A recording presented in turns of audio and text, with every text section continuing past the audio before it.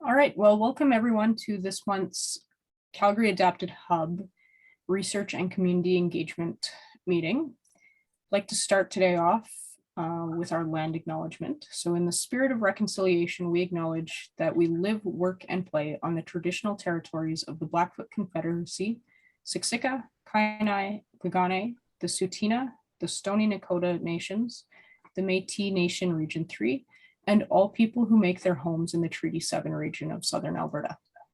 The topic of today's meeting is Us Not Them, a disruption of ableist adapted physical activity understandings. And our presenter is Kirsten Kirwer. Kirsten is dedicated to creating spaces of flourishing through vulnerability and reflexivity within sport and recreation in order to create affirming and meaningful environments to move in. Kirsten comes to this work as a passionately reflexive practitioner and researcher within inclusive and parasport, as well as a non-disabled sport and recreation. Their professional background involves working with many local and provincial organizations to develop sport, recreation, and leisure experiences for those across various intersections. After completing a bachelor's degree in health and physical education, majoring in physical literacy, they furthered their education and have recently completed their Master of Kinesiology degree at the University of Alberta. There, Kirsten completed an autoethnographic study surrounding their experiences as a non-disabled adapted physical activity practitioner and the role Kirsten played in perpetuating ableist harm. Kirsten's research highlights the importance of confronting and disrupting ableist understandings and practices in order to mitigate micro and macroaggressions and create spaces to thrive in. Kirsten currently works as a recreational sports supervisor at Mount Royal University and as an anti-ableist physical activity respite worker. Kirsten, I'll hand it over to you. Thank you, Letitia. Let me just share my slides. All right, can everyone see everything? I lost everyone else. Okay. So as Letitia mentioned, I am a non-disabled, mad, white, middle-class, gender non-conforming settler who comes to this work through all of these intersections. And I think it's also really important for me to highlight from the get-go that this work was done from a Western settler colonial perspective. And although I won't be speaking to Indigenous perspectives on disability today, it is really important to recognize that they exist and they're important to the work that we do in APA as well. So how I got to this work. I, as mentioned, was a Bachelor of Health and Physical Education student at Mount Royal University. And through that, I started working with various parasport and adaptive programs. And I was super excited, and it all kind of snowballed, and my work continued and more opportunities arose, and it was fantastic. And as I finished my degree there, I realized that there was so much more to learn, which is why I sought out to do an APA like designation within my Masters of Kinesiology, Sport and Recreation at U of A. There I was so very, very fortunate enough to encounter so many amazing scholars who disrupted the way I thought about disability and APA. And so with that, kind of led to how this work came to be, as I was not expecting to study this as I entered my master's. So when I became aware of my ableism in my graduate studies, I was confronted with how ableism permeated my previous practice as well as my prior education. And then I longed and wished there was a space for us to ignite dialogue around ableism and hold that accountability around ableism as an APA practitioner. So we're going to go through a little bit of my research today. It's been a while since I have looked at my research. I just kind of started revisiting it the last month here, to be quite honest with you. It was quite deep and personal work, being an autoethnography, and so I did need to take some time away from it. And so I'm really excited to revisit with you today. and we will get into it. So my research aim was to understand how assumptions, social constructions, perpetuations of ableism and APA practice could be explored as an epistemological rupture in order to create increasingly reflexive practice. And that epistemological rupture is that piece where our knowledge shifts. So that change in understanding, that change in how we come to know and learn. The research objectives were to bring understanding and meaning to past professional practice, to interrogate the many intersections between the self and culture, and explore how reflexivity can lend itself to the work of APA practitioners. Here I turn to the literature. So when I was kind of going through this moment where I realized that I could be causing quite a bit of harm in my APA practice as a non-disabled practitioner, I looked to the literature to see if we were talking about it within APA. And while there were some people who, and some academics that were researching kind of around the topic and looking at ableism within APA, I couldn't really find anyone who was a non-disabled practitioner looking inward and looking at their own ableism within their practice. So that led to me looking into works from critical disability scholars around academic ableism, and ableism as a larger context. I also looked at reflexivity and the pieces that it takes. So when we're talking about reflexivity, as it's mentioned here, it's not just that looking and speak, that image that we see in the mirror, but it's taking that context and that reflection and bringing in social theory and social constructions and looking at that academic piece alongside with that reflection to create that really deep, meaningful work. And then I also looked at different concepts of moral distress as well. So what is ableism? Campbell defines ableism as a network of beliefs, processes, and practices that produce a particular kind of self-embody, the corporal standard, that is projected as perfect, species typical, and therefore essential and fully human. Disability, then, is cast as a diminished state of being human. And I think sometimes we get confused around what ableism and disableism mean and what the difference is. So I will also provide a definition from Campbell around disableism, which is a set of assumptions and practices promoting the differential or unequal treatment of people because of actual or presumed disabilities. So what this means is that the production of disability then becomes an iterative process in which ableism enables disableist practices, which in turn reinforces the ableist paradigm. Under an ableist paradigm, we become concerned with them other than us. And so that can be seen a lot in APA research and when we're studying those experiencing disability rather than our role in that setting.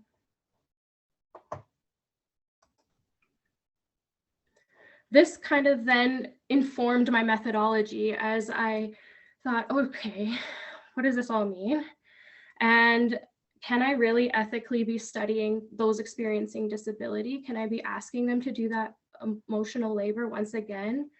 And can I even be asking other non-disabled practitioners to be going through this process, to be reflexive, to encounter their own ableism, and discuss these processes? And is that ethical either?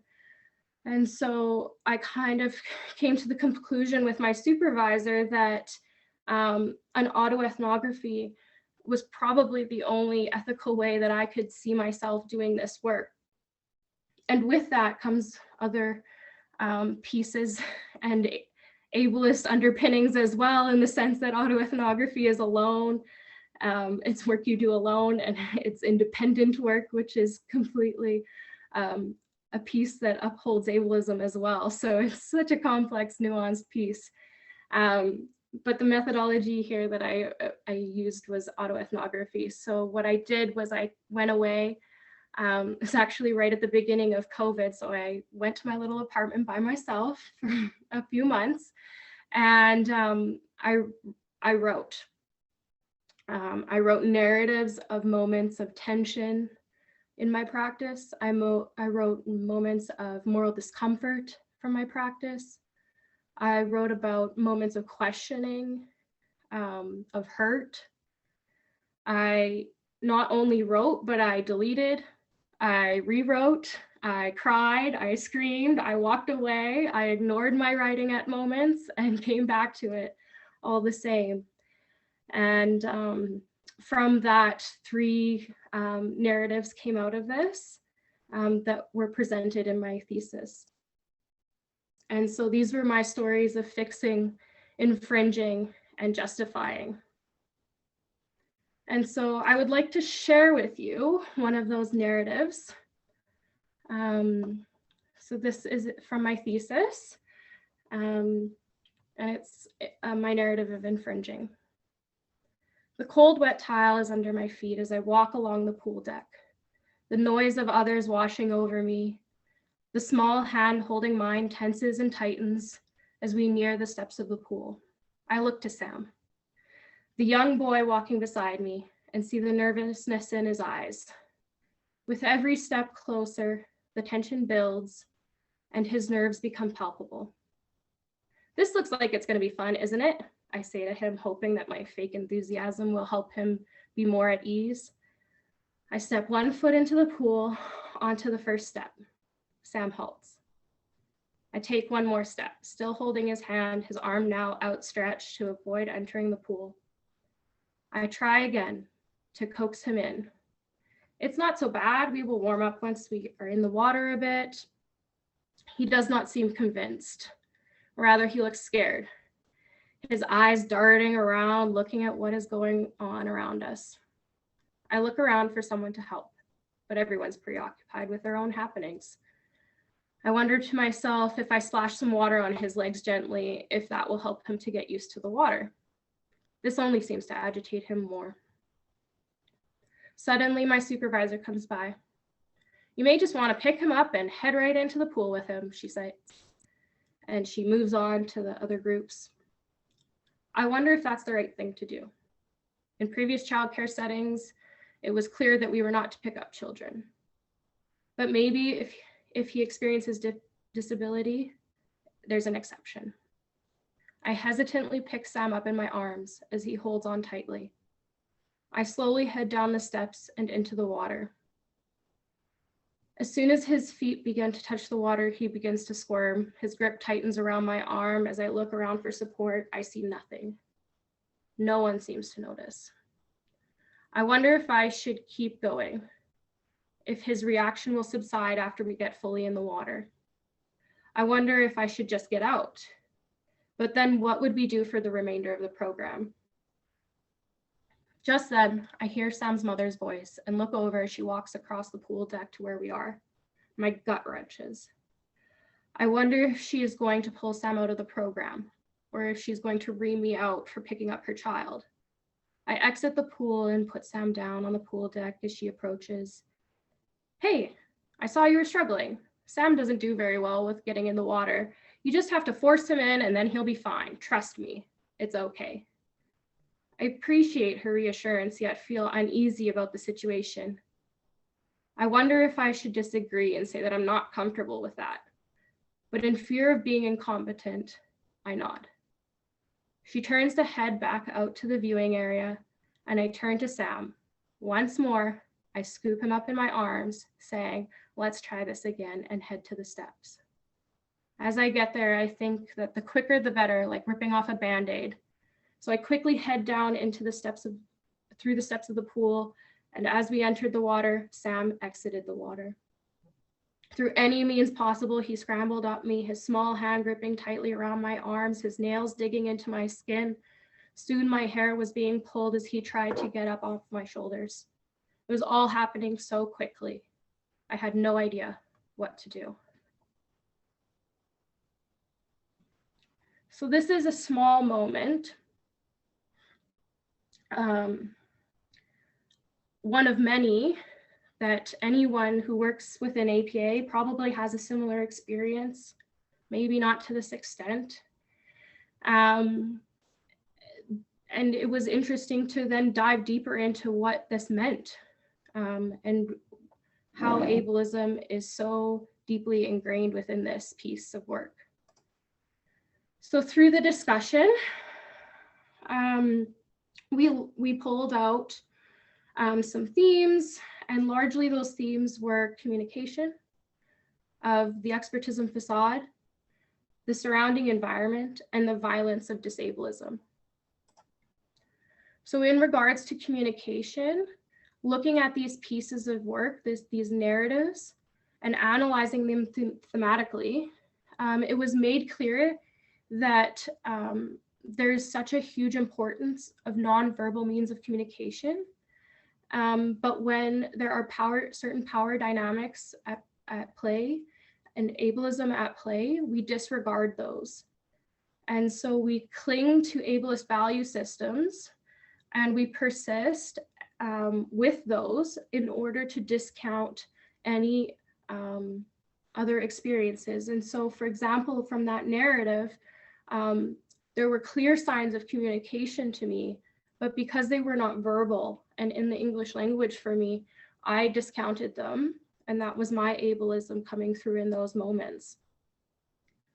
It also allows us to disregard alternate forms of communication and abstain from confronting our role in those power dynamics. The expertism facade.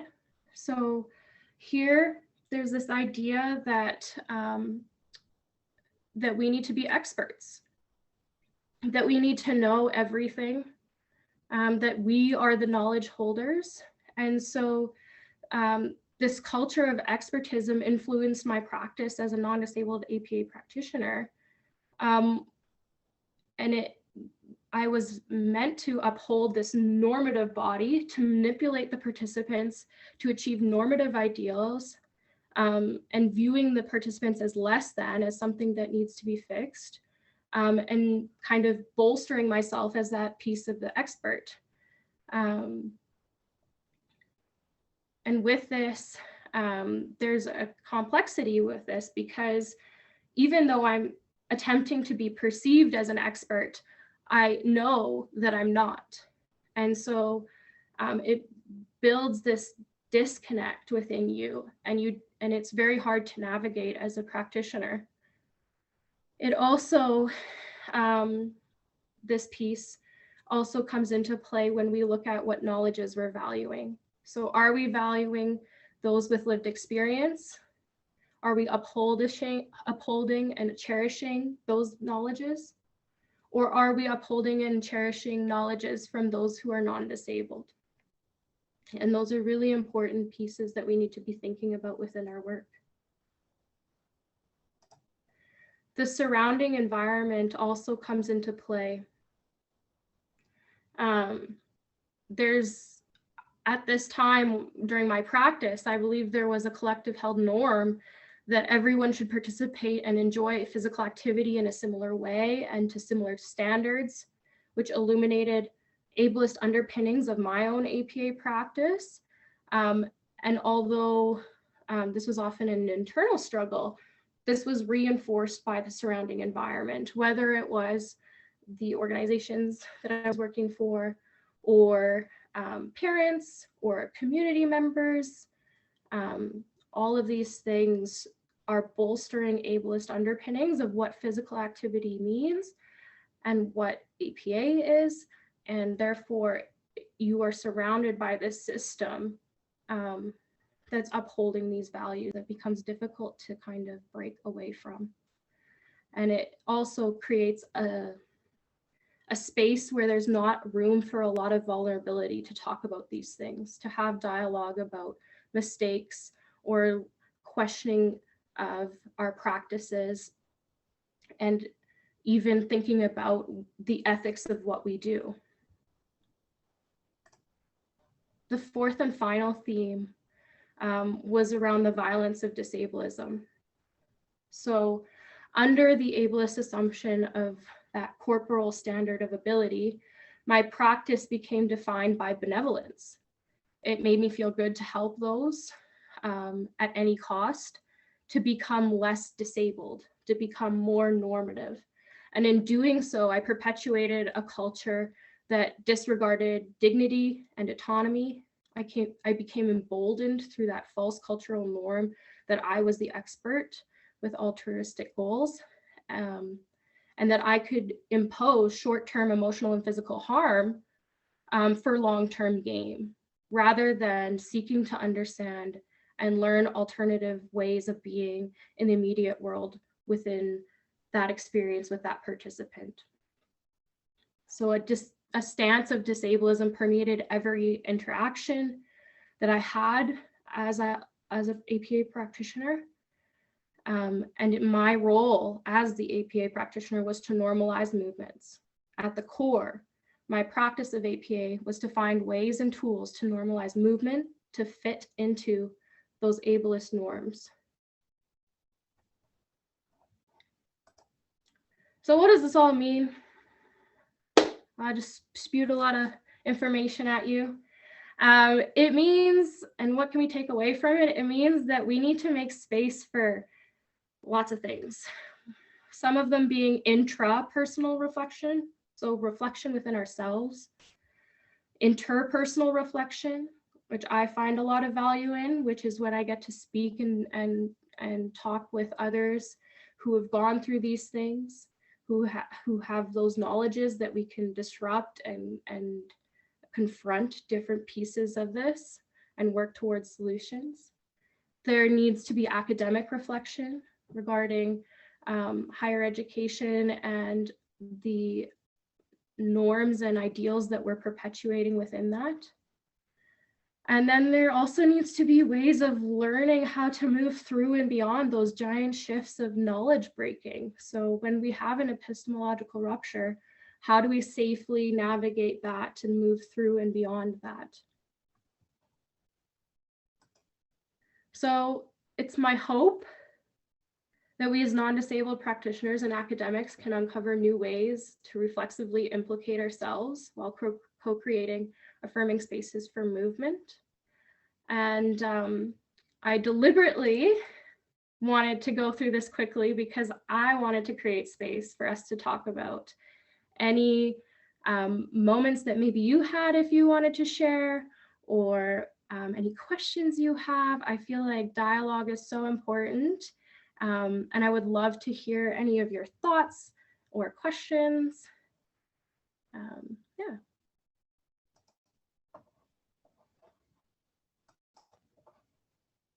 I know there's lots of great thinkers on this call, so I'm looking forward to any questions.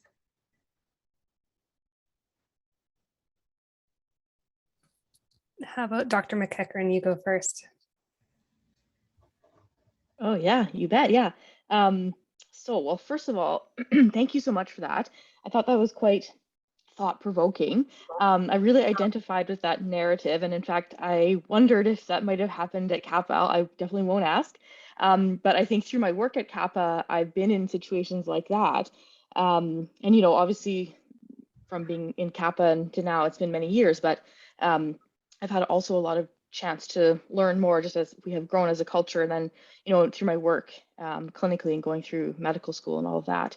And I think two things that I wanted to say. The first is that it really highlights for me clinically, and so this is something I do see all the time, is so much the importance of communication strategies.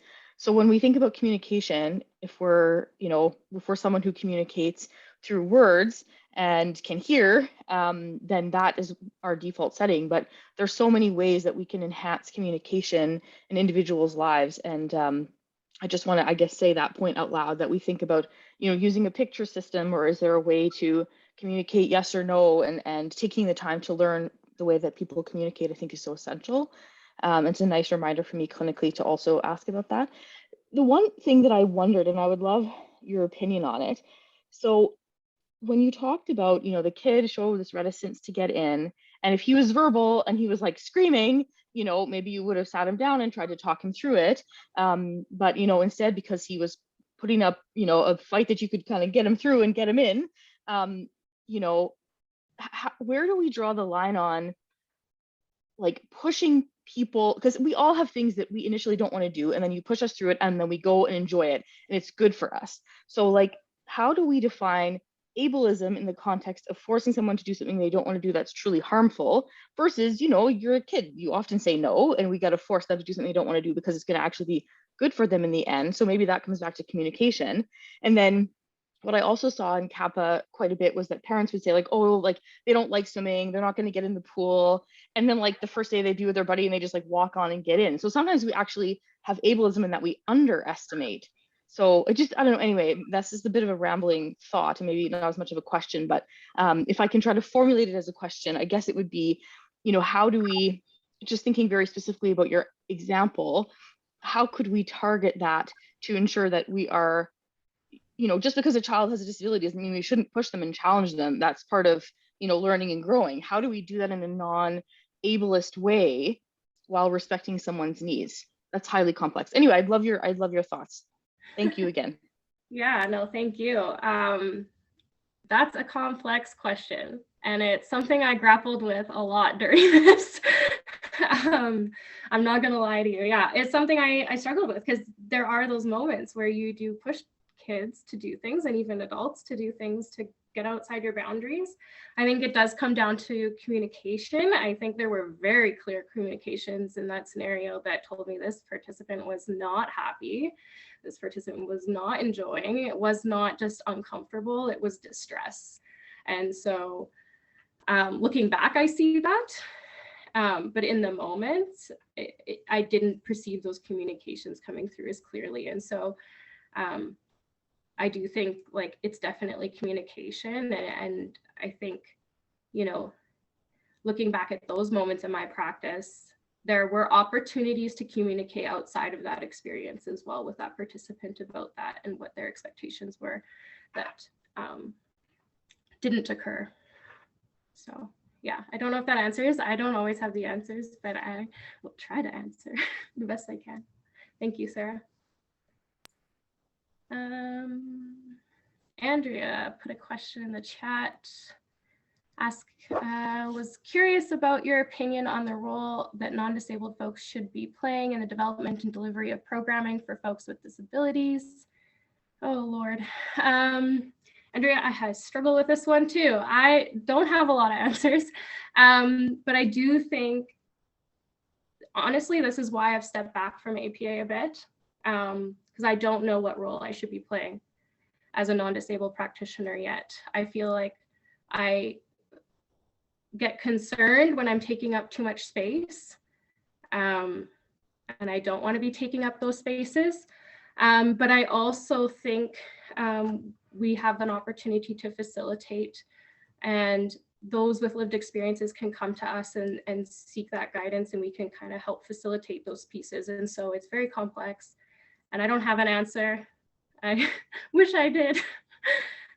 I came out of this thesis with like 1,000 more answers or questions than I ever went into it with. So that's for sure.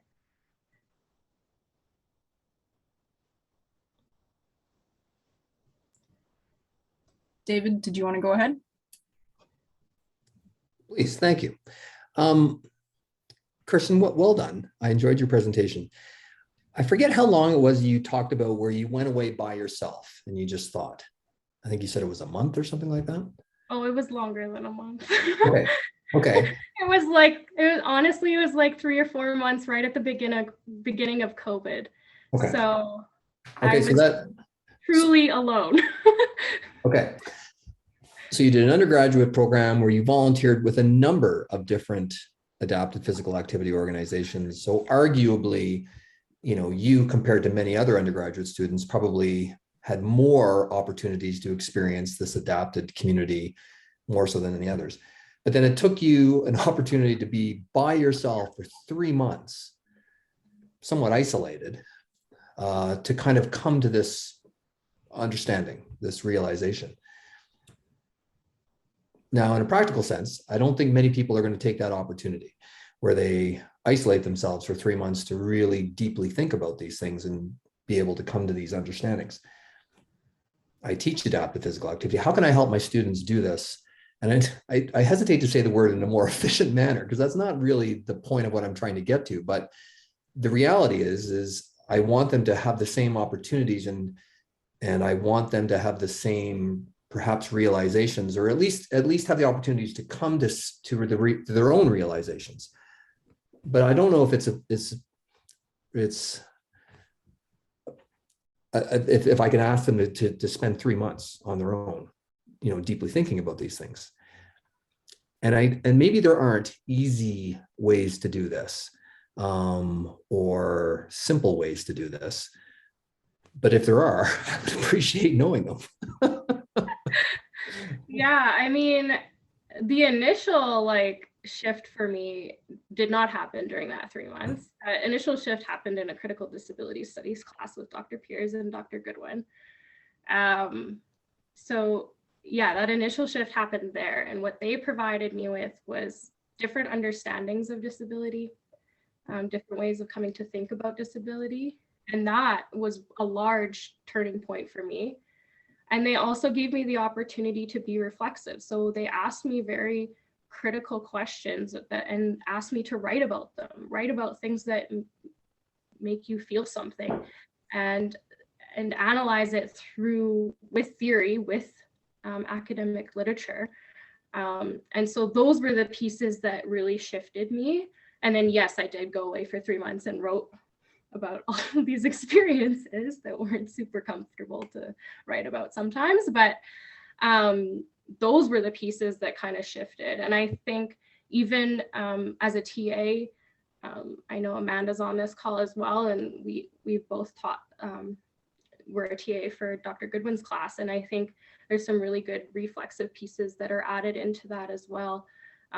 Places for dialogue, sit in the silence and wait for someone to talk about something that's uncomfortable. I know it's not comfortable for us sometimes, but just giving students those opportunities to really open up and feel comfortable being vulnerable is really important in that piece of reflexivity, in my opinion. I don't know everything, so that's just my take.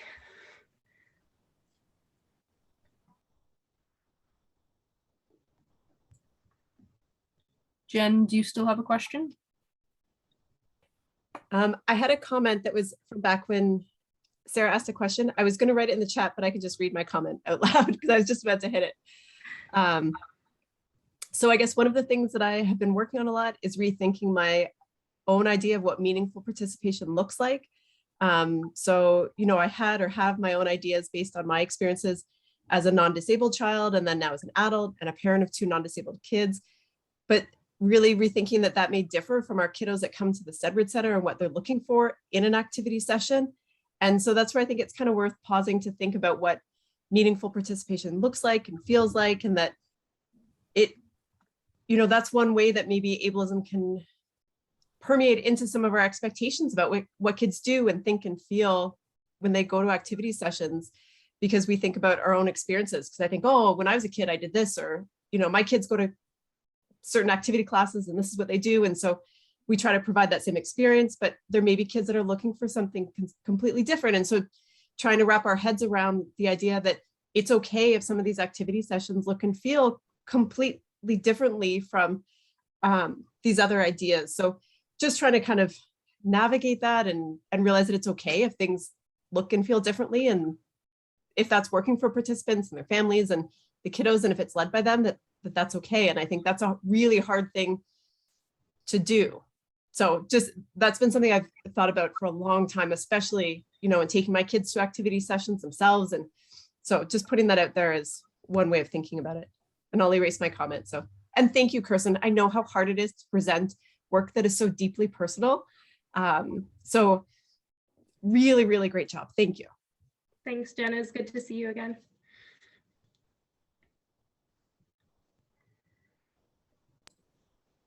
Tara, would you mind? Awesome. Kirsten, I loved it. I think you should present at every APA conference, event, I think it's so important to talk about. And it's wild to me that ableism and disableism are not common terms that we hear in everyday population. Like, you know, we hear about the other isms quite often, but I think it's something that I've started to use quite a bit more in my conversations with my athletes and with my friends that experience disabilities. And yeah, I just think it's a really important thing to be reflexive. And I know for my discomfort, I've always struggled with physical literacy for me in APA. And it's maybe the way that I've been taught physical literacy, and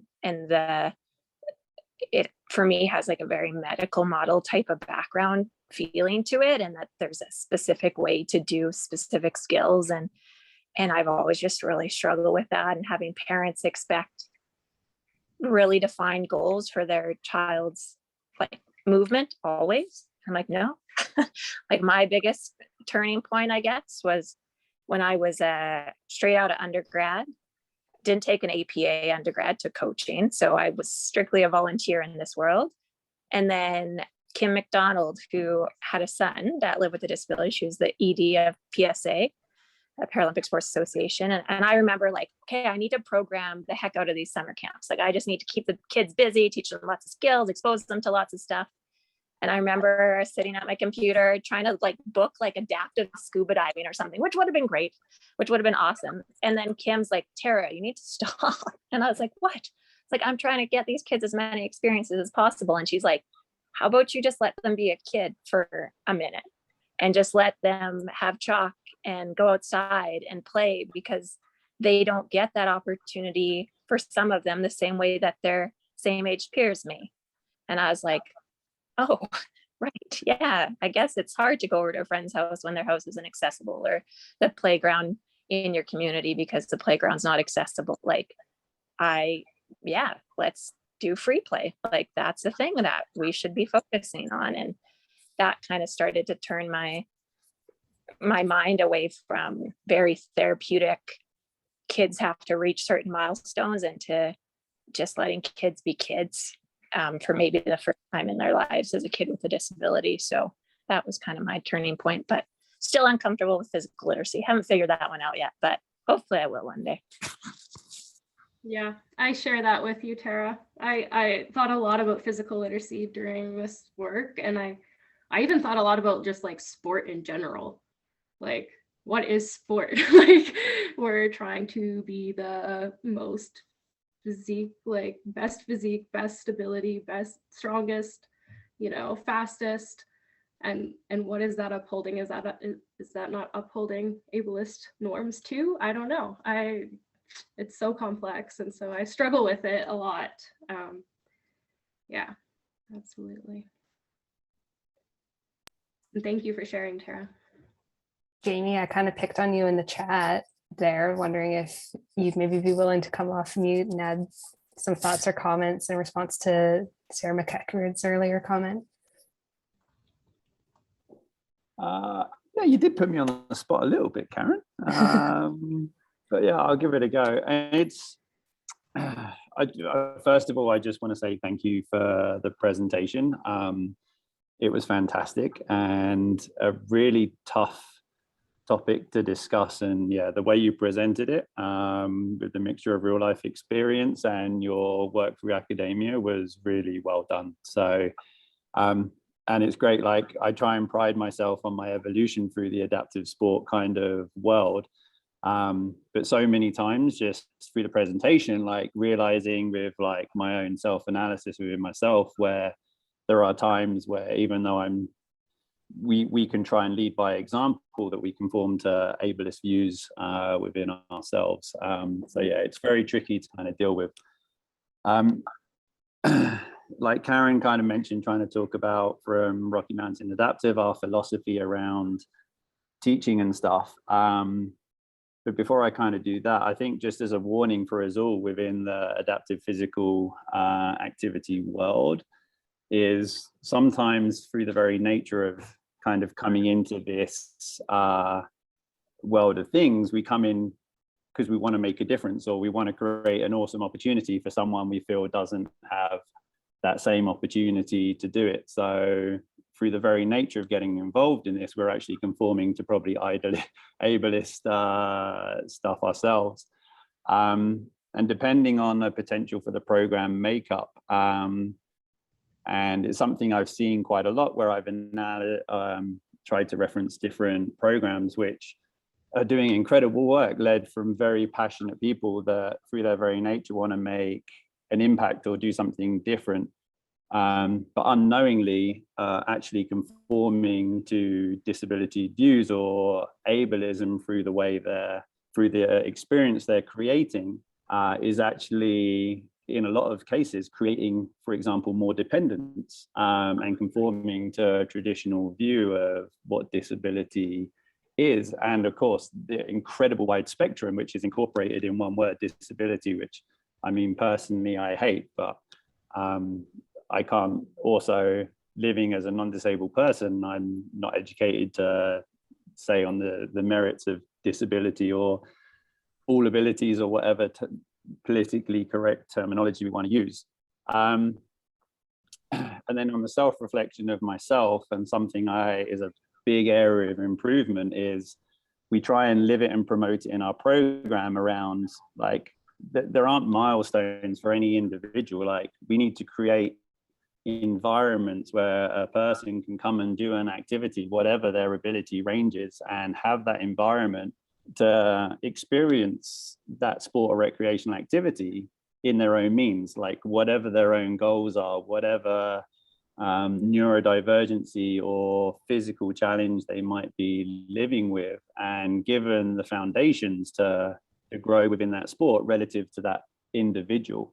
And while we try and do that within our teaching methodology at RMA, like, one of my areas of improvement is that if I'm going to speak to a potential funder for support of our charity, it's really hard to project that philosophy there without actually doing those kind of more inspirational kind of moments or wording, which are going to increase my chances probably of getting funding that I'm seeking, but at the same time is reinforcing a stereotype around disability, and definitely me presenting in very ableist ways. So yeah, I mean, we've seen Sarah and Dave kind of ramble, and I'm definitely conforming to that now, and I think that's just around the complexities of this whole subject.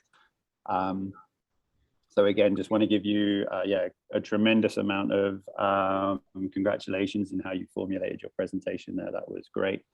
And then to sum up to Karen's point, with RMA's philosophy, we try and, the way we think about it is, like, we are working with an individual that for some reason is coming to try and do mountain sport and recreation. That could be through an outside force of a parent or another gatekeeper, a caregiver, a spouse, or hopefully from some desire from the individual themselves. And what we're doing is trying to work and identify with our team's knowledge around different disabilities and the subject matter of the sport and recreation that we're trying to do, to try and marry the uniqueness and strengths of the individual relative to the goals of what they want to achieve, and then adapt the technical principles, provide specialized equipment as needed to create those achievable, like, development for that individual. Not that if we're teaching someone to ski, that by the end of the first lesson they have to make a turn, or by this stage they have to do that. Like, that doesn't matter. The fact is that you're creating an environment for someone to have that development along their own pathway at their own speed, but feel welcomed and included in that, and want to come back and use that sport and recreation experience as a continued development to enrich their lives. And even with my massive spiel, I know I've probably said 6 or 7 ableist comments within that, even though I'm trying not to. So I will stop now.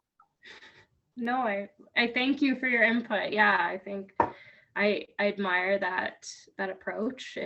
It's difficult. It's difficult to navigate, and I don't have any answers. I'm just here making more questions, and I appreciate that there's folks out there that are thinking about these things through their work as well.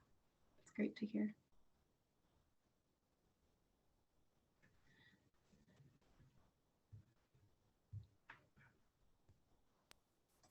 I'll maybe chime in with a comment and a question. So just reflecting back on what Jen Leo was sharing about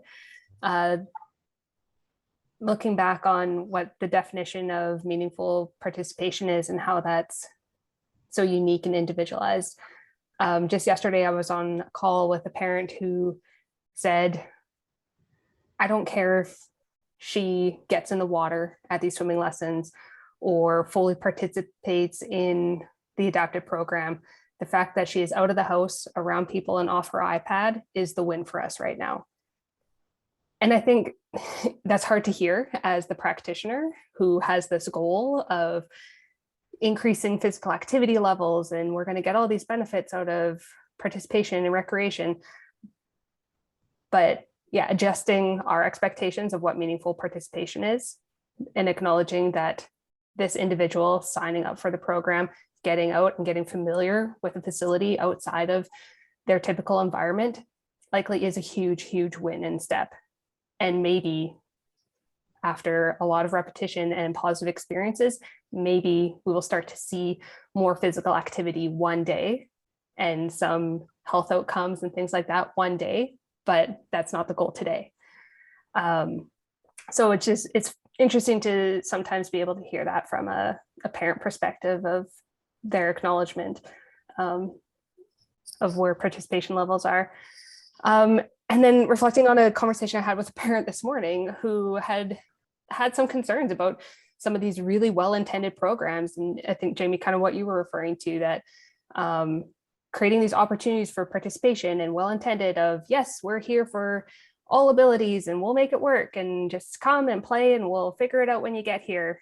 But then that often comes with a lot of fear and hesitation for the parents that, well, okay, cool, but this is my child and my most prized commodity. So I don't really want them to just show up and you figure it out. I'd like to know what your policy is and that there's complex medical concerns here. And I need to make sure that they're okay and that you're equipped to handle this. So I guess I don't really know how to form this in a question, but Kirsten, what would be your recommendation or view on that approach of, we want to create opportunities and spaces and it's well intended, but how are we doing that also in a really informed way?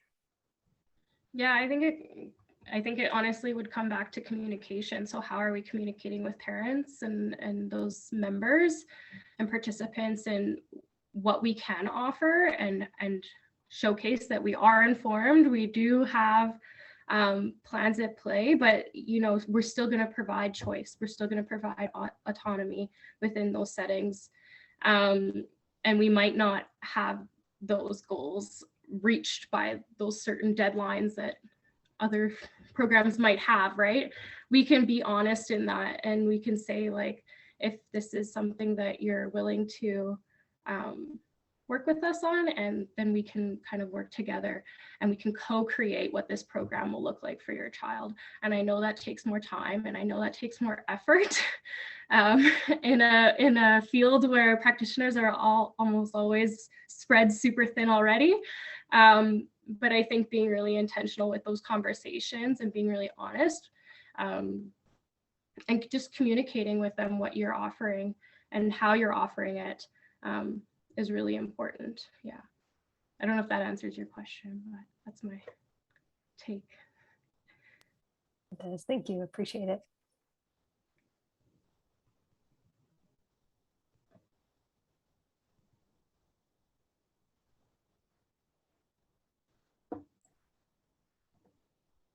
I'm going to jump in with a question now. Kirsten, one of the things we've talked a bit about with our research lately is, there's been a lot of work done around looking at barriers to participation in physical activity for people with disabilities. And one of the directions we want to go with some of our stuff now is, what sustained participation looks like, and more try and look at the positives. We will naturally find out there are certainly barriers to sustaining participation, but to highlight the positives and the things that facilitate longer term participation. And I know you've said you've spent lots of time contemplating disableism, ableism, and the harms that an able-bodied individual might have on adapted physical activity. But in all your reflection, were there things you felt, hey, I did this really well without even realizing it? I'm going to be really brutally honest with you, Letitia, and say no. I don't. I wrote in my thesis, there's this section in my thesis where I write that like I've still yet to find the joy of this work, other than just learning and disrupting and trying to figure it out. I think there are pieces of it, and definitely moments where participants felt like they belonged and that they were included. And I think those are really positive pieces, but those aren't really my pieces. Those are their pieces. So yeah, I don't know. I think that's a really good exploration piece to look at. Absolutely. I do think we often look at barriers and hindrances, and I kind of question sometimes whether they're barriers and hindrances or whether they're just inconveniences that we as a society or as an organization don't want to disrupt or tackle. But yeah, I think that would be a really interesting piece to look at, is like, yeah, what are those pieces that keep people coming back? I would assume that it would be those pieces of belonging and inclusion for participants, but as far as practitioners, I'm not sure. I'm not sure, because I question my role, so I don't know. No, just interesting to hear another person's perspective on, you know, whether that aspect has been considered as well. Yeah. I see Tara has raised her hand. Oh man, we're gonna have to like chat, Kirsten. This is a great conversation. I'm so pumped on this. I just thought I'd add in, first of all, with Jamie's point about funding, that could be a research project in itself. Absolutely. How ableist some of our funding is with regards to the numbers they want and the specific types of disabilities they want. And it's, yeah. And then just a note that I've kind of thought about as you have been chatting today is I've started to shift my language around like a collective barrier. I follow this gentleman on Twitter called Gregory Mansfield. Don't know if anyone else follows him, but he's excellent. And he talks a lot about ableist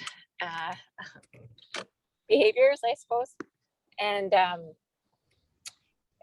one of the things is I've reminded my athletes this year, whenever something comes up at school or at work or even at programming, or if they try to go and access a facility, is that it's not their solution to solve alone, that this isn't an issue that everyone faces. And I still feel like so many, like even with regards to the term special needs, and it's because that child is your class that you now have to make accommodations, and you now have to, that inconvenience that you just talked about. And that's where I'm trying my best, and I don't know if it's helpful or not helpful, but just, I guess, walk a wheel alongside my participants and my friends and family and remind them that like this isn't their job to do alone, to carry all the burdens that society has placed on them just because they acquired a disability or were born with it. But it's something that they continue to be reminded of every single day. It feels like I'm having a conversation with someone, reminding them that they're not the issue, that they're not the problem. And it's just all consuming, and it's not directly happening to me, but it is happening to me because I don't want to leave them alone on that journey that they've all of a sudden been forced upon because someone's not letting them into a program, into a building, into a classroom, into whatever it might be. So yeah, there's so much to uncover in this talk. But anyways, I'm going to wheelchair basketball now, so I will see you later. Thank you so much. I really appreciated it. No problem, and good luck at wheelchair or good hockey this weekend. Thanks. Okay, bye.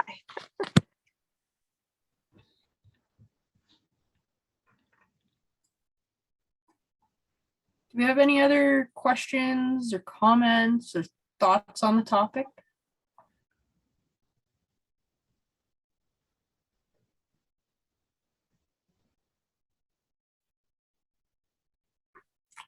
All right, well then, in that case, I'm going to give you all a few minutes back in your evening, but I would first like to say thank you to Kirsten.